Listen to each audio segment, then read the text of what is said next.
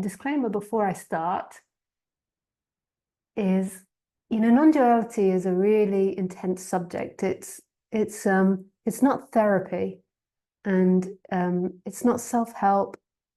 It's not healing. It's about going from mind to no mind. So sinking into mindlessness. That's not quite right.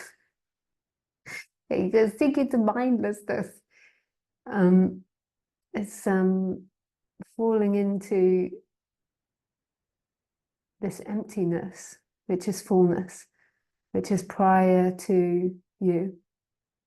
Anyway, we're going to go into that in the talk, but I just want to give a disclaimer that it's not therapy, it's not self-help, it's not healing. And if that's what you're looking for, and if you somehow stumbled into non-duality and think that that's what you're going to get, then I'm just trying to say it's not. If you need therapy, I've got a reference page on my website with lots of therapists that know about non-duality that you could work with, and lots of different healing practices. Because often they get confused, but this is going beyond body-mind. It's not about healing the body, it's going beyond the body-mind. Yeah, and that's not always appropriate for everybody. Yeah, for some people,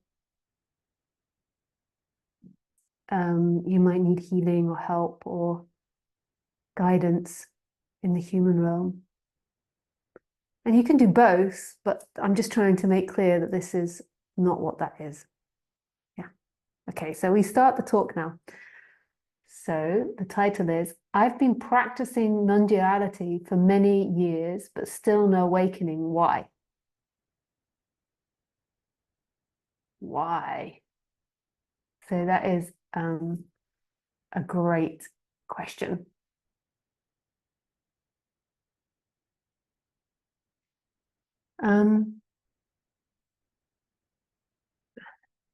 Make it a bit more comfy.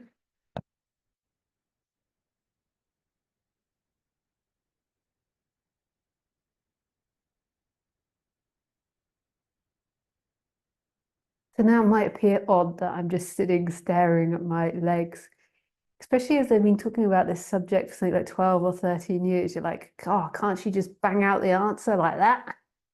Bang it out. And actually, that's not the way I do talks. I don't do it exactly through memory, even though this body has memory and it needs memory and to an extent in order to be able to speak. What I do is I put the personal awareness, my personal attention into the body. So not in thinking. I'm not sitting here thinking like, do, what would be a smart answer or a clever answer or a good answer or a helpful answer. I put my attention into the body, which in a way is no body, because where is the boundary between my body and the world? So in the way you could say I'm putting it into the body of everything. But the attention sort of goes downwards, like away from the thinking mind. And then it waits for an impulse for speaking to start.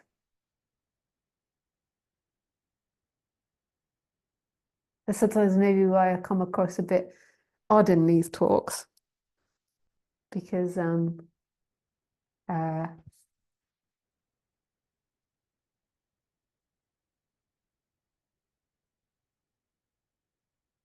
bit slow. And then the other thing that seems to happen to me, and I don't know if this happens to other non-duality speakers, is that when I'm directly interacting with someone, there's also like a taking on them as well as this character. So in a way, you could say, like, when I'm directly interacting with someone, it's kind of like both people answering the question, as well as neither of them.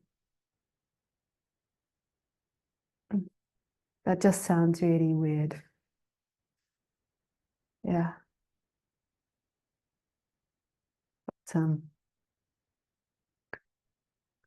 But, Yeah, so sometimes I change depending on who I'm interacting with. And it's not really me changing, it's just the nature of everything. Like everything is connected, nothing is independent. Yes. So that is why we have to wait. Now I have to remind myself of the question. I've been practicing, yes.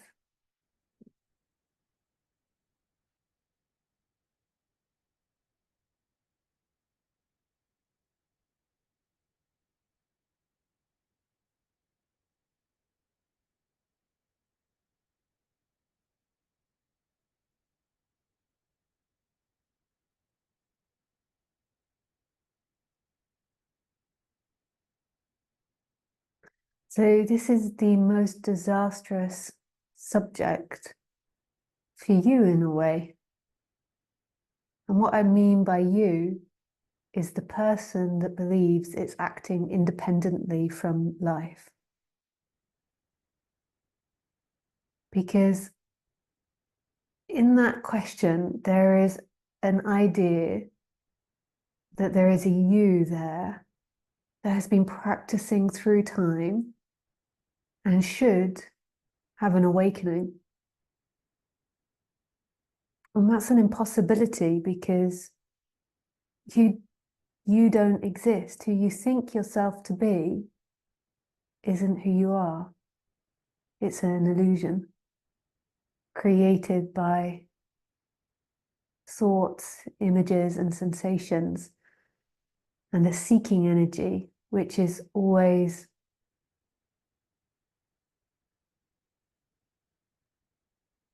expanding into time. It's like octopus's legs, went to all different times. And this illusory I is like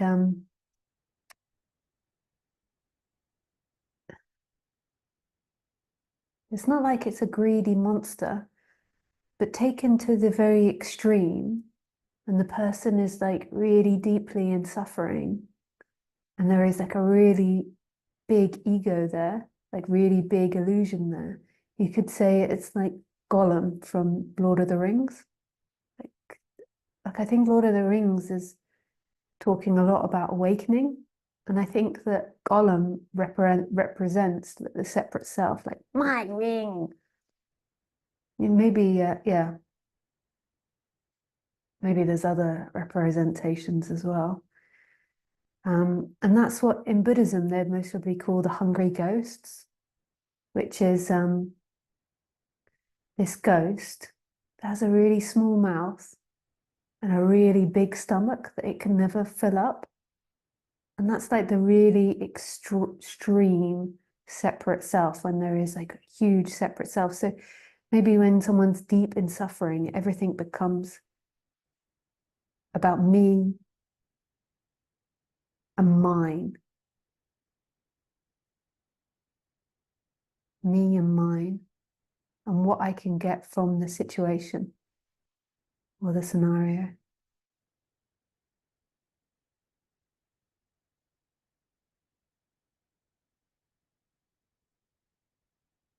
And then, as there's like, when there's less suffering, there's actually less illusion there. And then when there's more suffering, there's more illusion there. And people tend to go in and out of that. And then you get different characters that have more or less suffering.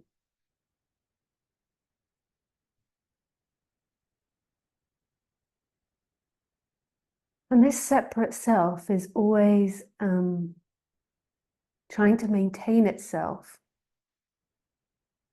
And it maintains itself through seeking. So it's like the mind, me, mine. I'm thinking Gollum, like wanting everything for itself. And it does this through seeking. So the illusory self is all based on seeking, and the seeking, ironically, is to remain as a form, as an identity. I am this body, I am a better body, I am better than others. I am lovable. I am right. I am powerful. Maybe even negative ones like I am bad, I am evil. And this attempt to maintain an identity actually sends the mind a loopy and grandiose and insecure. So Ramesh Balsekar and Roger Castillo's my teachers, they said when there is that happening, the belief in doership, that there is a separate person in here doing, then the mind goes into these polarities of shame, pride, guilt, blame, and expectation to this extreme. There's maybe natural feelings of these types that maybe you don't name as these types, but you know, if you run over somebody's cat, there's a sense of not guilt. Maybe you could call it guilt, but maybe it's like just a natural sadness, like and remorse that this body was responsible for that. But there's a deep knowing it couldn't be any other way. So there's these feelings without a separate self are like in a very muted form that maybe you might call a different name. I think Roger would call a different name. He would maybe call it remorse. Or if you're proud of something, you just made a gate and you're proud of it, you'd maybe call that not pride, but something else. But when it's seeking, they go into these like really big tentacles of stories that create compulsive thinking. And this compulsive thinking creates a lot of discomfort in the body-mind mechanism because the body-mind is all connected. So the compulsive thinking of shame, of pride, of guilt, and trying to maintain all of this sends the body-mind into a lot of chaos. And I believe that the body-mind works through a chakra system, and the chakra system goes all throughout the body and creates discomfort in the body. So the way that the personal awareness deals with this is it keeps the attention, ironically, in the mind, in the thinking mind, to ignore the discomfort of the physical sensations. Because the physical sensations are most probably worse than the going into self-hatred or something. Self-hatred, just the thoughts of self-hatred aren't nice, but the actual feelings, really feeling the feelings of self-hatred is really uncomfortable. So it kind of like the personal awareness just stays in the mind and everything is in the mind. One of the stages of awakening normally is that the personal awareness begins to go more into the body. And then there is the shift, and then the relating to the world is more through embodiment rather than this like mind-based energy.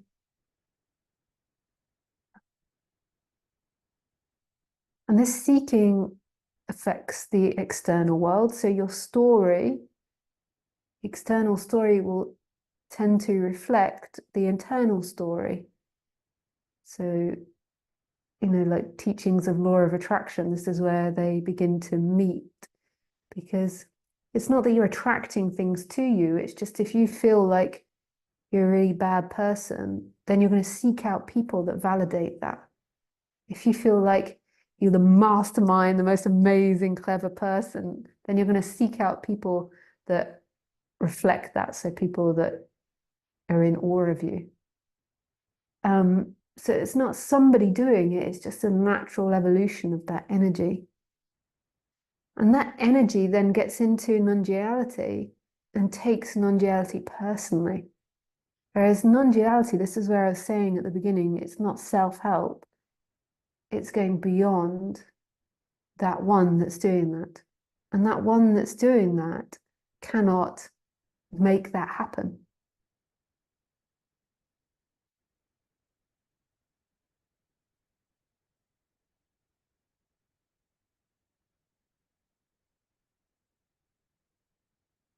Because that one that wants to awaken is an illusion. And this is, you know, the discomfort that people experience when they get into this subject, because, you know, when they're at school, in the education system, with their parents, with friends, they always learned, if I put effort in, I will be triumphant.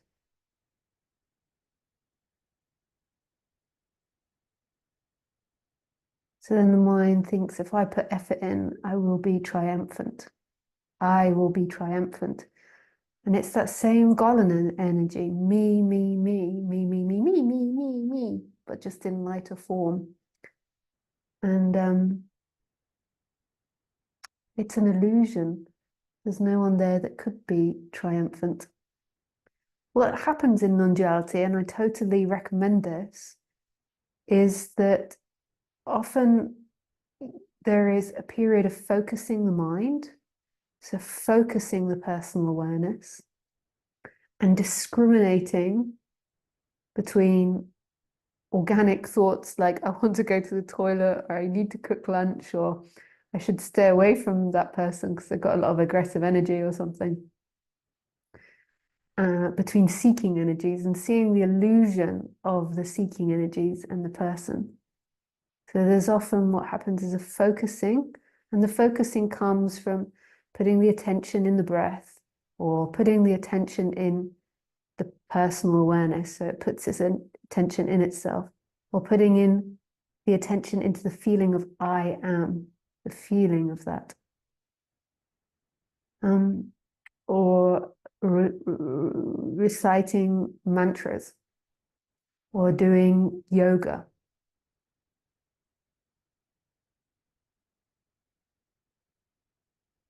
Whichever practice it is.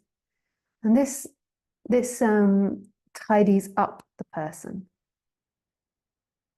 It stops the person going off into such huge delusions, and it helps the person see through the illusions. And it's not a personal thing that happens, it's an impersonal thing that happens. It's a natural process where the mind becomes less complex. And that's often the process of what happens prior to falling into the absolute or the recognition or the energetic shift. But the energetic shift is grace. Everything you could say is grace. So even the deciding to practice is grace. Everything is grace. But the deciding to practice feels like an effort from you. There is the falling back into no mind. It's nothing to do with you. Because the you is always being experienced, is always in the dream.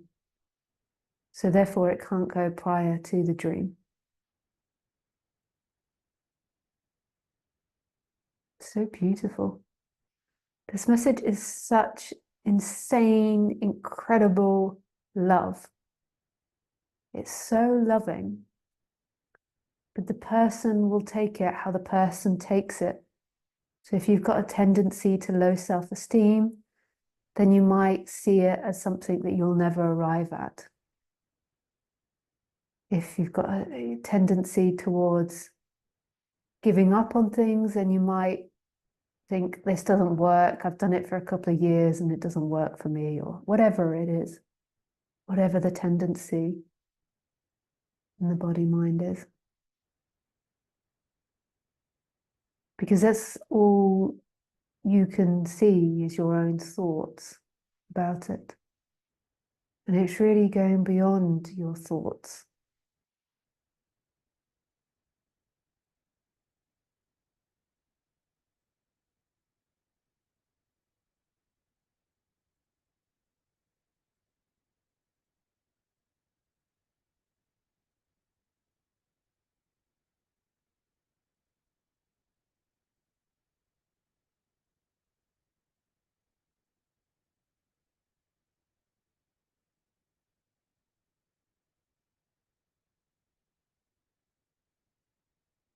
And there's beauty, there's love.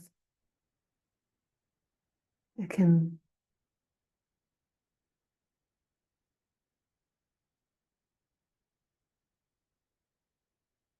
have great effects of bliss in the body.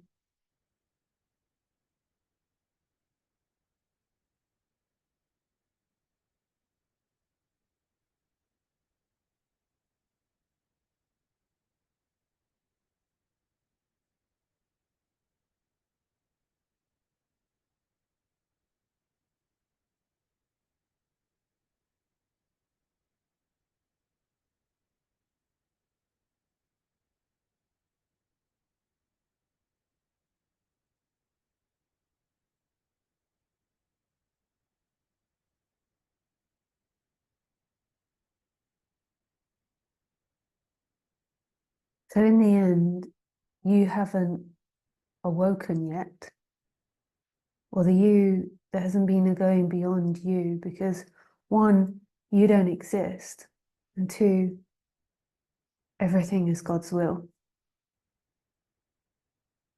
So it will happen when it happens. And your job on the human level is to simply keep presenting yourself. You carry on practicing settling the person down, and then keep presenting yourself to this message of non-duality. I'm not hogging you all for me. I don't mean my message. I mean non-dual message.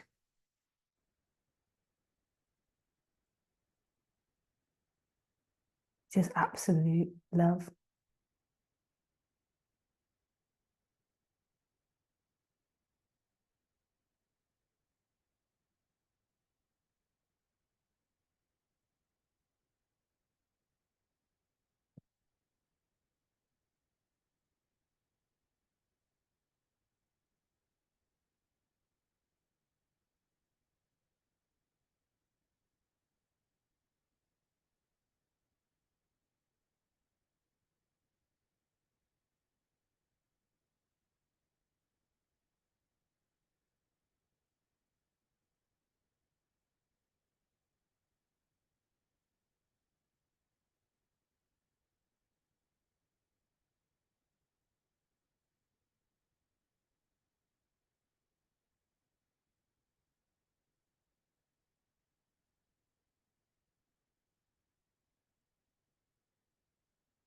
So you're welcome to ask questions about anything I've said.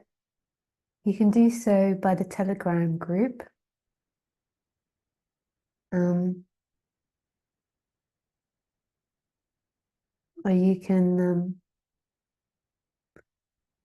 join the Zoom link from the Telegram group and ask questions in Zoom.